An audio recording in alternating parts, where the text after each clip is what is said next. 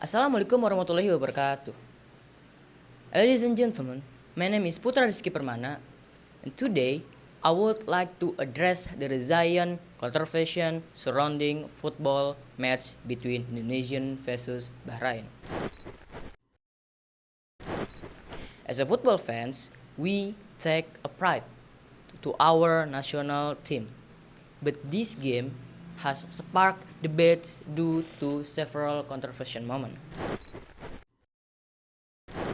The main issue was the referee's decision, particularly at additional time awarded to Bahrain, which many felt was unfair.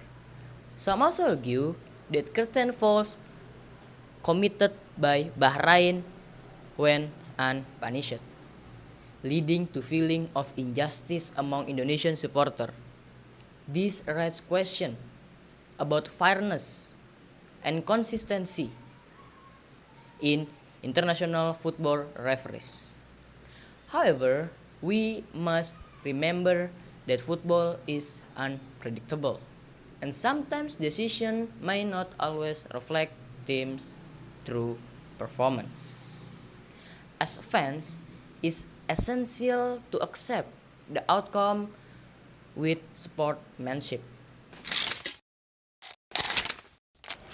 Let's view this controversy as an opportunity to learn and improve. We should continue supporting our national team positively, focusing on both improve the quality of play and maintaining respect for the game. With hard work and unity, I believe Indonesian can achieve the greatest in the future. Thank you so much. My name is Putra Rizky Permana.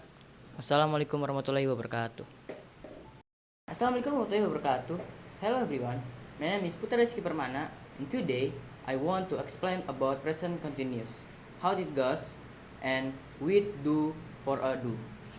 Let's go.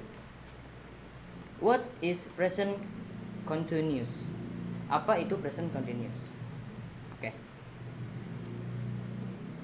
Present continuous is tense that are often used for planning and expressing activities that are taking place at the moment. The present continuous, also called present progressive, is a tense in English used to describe action that are happening right now around the current time or action that are temporary. It can also be used to talk about future plans or even that are already decided or scheduled. Function, apa fungsi dari present continuous? Oke. The function is nomor 1, describe an action that is currently taking place. Ya, untuk contohnya di sini sebagai during a conversation atau sebagai obrolan. Number 2, indicates a plan or activity to be done in the near future. For example, during a conversation again. Purpose, to give the action a time context that the action is happening or is planned to happen soon. Time description, jadi apa-apa aja nih time deskripsinya buat present continuous. Yang pertama ada now, lalu yang kedua ada at the moment, yang ketiga itu ada right now, and number 4 is currently, number 5 is today, number 6 this week, this month, or this year. Jadi buat nentuin minggu, bulan, dan tahun. Oke. Time description. 1 is now. I'm studying now. Or in bahasa, we can call saya sedang belajar sekarang. Number 2, at the moment. She is working at the moment. Or in bahasa, we can call dia sedang belajar saat ini. And number 3, right now. They are playing football right now. Atau dalam bahasa kita bisa sebut mereka sedang bermain bola sekarang. Number 4 is currently. I'm currently reading a new book. Saya saat ini sedang membaca buku. Number 5 is today. he is attending classes today, atau dia sedang mengikuti kelas saat ini. And number 6, the last one, that week, this week, this month, or this year. We are traveling this month. Or in bahasa we can call kami sedang berpergian bulan ini. Jadi present continuous itu fungsinya digunakan untuk percakapan sehari-hari seperti itu. Oke, kita masuk ke slide selanjutnya, structure of present continuous. Number 1 is positive sentence. Yeah. Number 2, negative sentence. And number 3 is interrogative sentence. Ya. Jadi structure ini digunakan untuk menentukan kalimat-kalimat yang akan nanti kita gunakan. Di sini ada contohnya, for example, positive sentence. Okay. Structure of positive sentence: subject, to be, ya. To be di sini menggunakan the I am, is, dan are. Lalu setelah itu ada verb ing and complement. Explanation: use am if the subject is I. Jadi kalau misalkan di depannya subjeknya itu I, ya, kita menggunakan to be-nya itu I am. Begitu juga ketika ada subjek he, she, it, kita bisa menggunakan to be is. Seperti itu. Lalu untuk yang ketiga ya sama. Use are if the subject is you, we, they. Jadi ketika subjek di depannya itu you, we, they, kita bisa menggunakan are. Seperti itu. Next one, we have example for positive sentence. I am studying for exam. Saya sedang belajar untuk ujian. The structure is I as an subject. I am, to be, studying, verb plus ing, ya, atau verb ing, and for exam is complement. Ya. Seperti yang tadi di awal, ada yang namanya structure-nya subject, to be, verb ing, dan terakhir itu complement. Okay, we have example. Example number 2 is positive sentence again. They are playing football in the park. Mereka sedang bermain sepak bola di taman. Structure-nya they as an subject, are is to be, playing is verb ing, ya, and football in the park is complement, ya.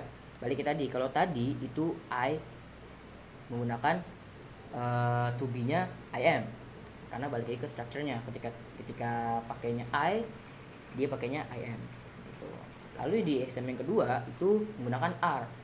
Karena kenapa menggunakan are? Karena dia menggunakan subjek itu they. Jadi ketika subjeknya they itu pakainya are gitu. Kita lanjut ya. Untuk structure yang kedua ada negative sentence. Structure of negative sentence is subject plus to be, I am, is, are, plus not, plus verb ing, plus complement. Nah, di sini bedanya sama yang positive sentence adalah dia menggunakan not setelah to be.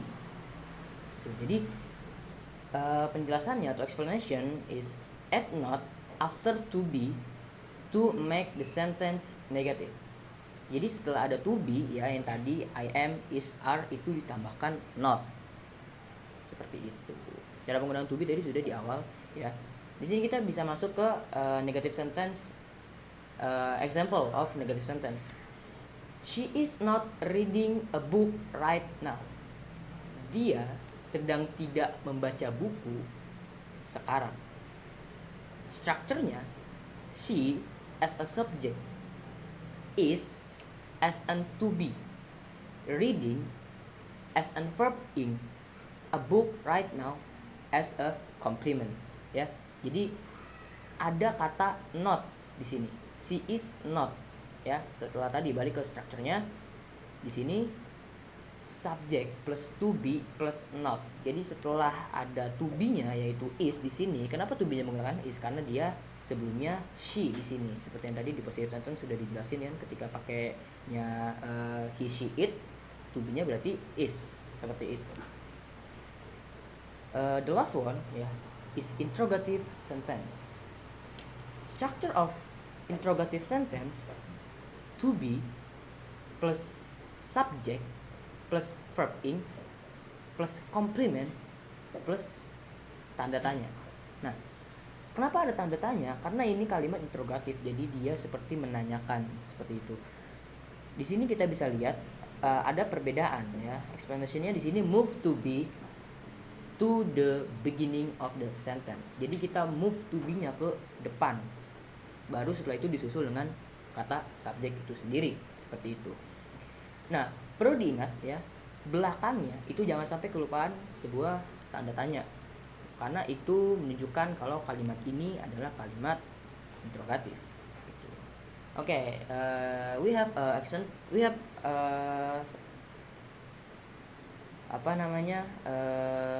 sample ya. For example, interrogative sentence ya. Are they playing basketball? Apakah mereka sedang bermain basket? Ya. Strukturnya are is an to be, they is an subject, playing as an verb ing, and basketball is complement. Nah, sini kita lihat ya, to be-nya di depan, are they, to be-nya di depan baru disusul dengan subjek. Beda dengan not tadi ya, not dan positif ya, negatif dan positif ya, itu to be-nya setelah kata subjek, jadi subjek baru to be. Namun di sini berbeda, interrogatif dia to be-nya di beginning of the character gitu, jadi dia di depan kalimat to be dulu, baru diikuti dengan subjek itu sendiri, seperti itu. Oke, I think that's enough ya for this studying right now. If you have any question ya, you can email me ya. My address email is putrakuis10@gmail.com, and this is my Instagram account ya, at putrarp10_ ya. You can contact me right here. Jadi kalau ada yang mau ditanyakan bisa langsung kontak ke sana. Ya, terima kasih semuanya udah nonton video kali ini. Kalau ada kekurangan dan segala macam mohon dimaafkan. Terima kasih. Akhir kata, my name is Putra Rizky Permana. Stay with knowledge. Wassalamualaikum warahmatullahi wabarakatuh.